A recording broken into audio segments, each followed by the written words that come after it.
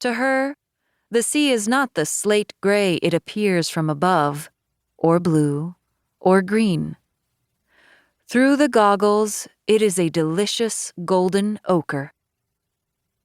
She has been swimming since dawn, first at 28 strokes per minute, and now, after almost 12 hours, a slightly slower 22 or 24, swimming a new stroke known as the American crawl, a stroke no one has ever used to cross the English Channel.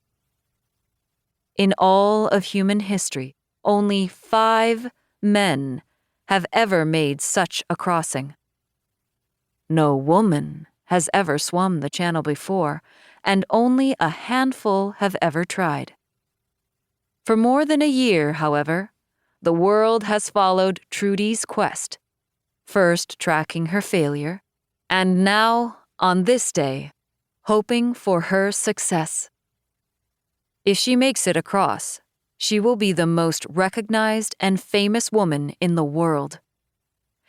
Everywhere, from the Ederles' summer home in Highlands, New Jersey, to the White House in Washington, D.C., and Lloyd's of London, where odds makers give her only a slim chance of succeeding, everyone is listening to the radio and reading newspaper bulletins and rooting for her to succeed. She has captured their imaginations. And if she succeeds, she will win their hearts as well. Trudy does not think of this, any of it, for such thoughts left her consciousness hours ago, and now there is only this moment, broken into breaths. Every 4th stroke, she tilts her head, takes a mouthful of air, then slowly exhales from her nose, watching the bubbles dance before her face as if they belong to some other creature swimming below her, just out of sight, and she is somehow riding on its crest. It is quiet, but it is not completely silent. The sea makes its own muffled sound, and she cannot discern the splash that comes from her arms pinwheeling into the water from the slap of the sea itself against her body, or that of the waves colliding and collapsing and rising again.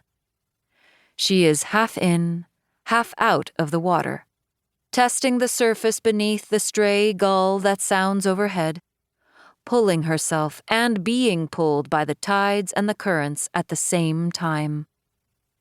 There are 2 boats, motorized tugs, one several yards behind her to the starboard side, and another farther off to the stern, both straining to keep her in sight as she lifts and falls and slips between the waves. The faint hum of the engines spreads like velvet in the water, as natural and soundless as the beating of her own heart.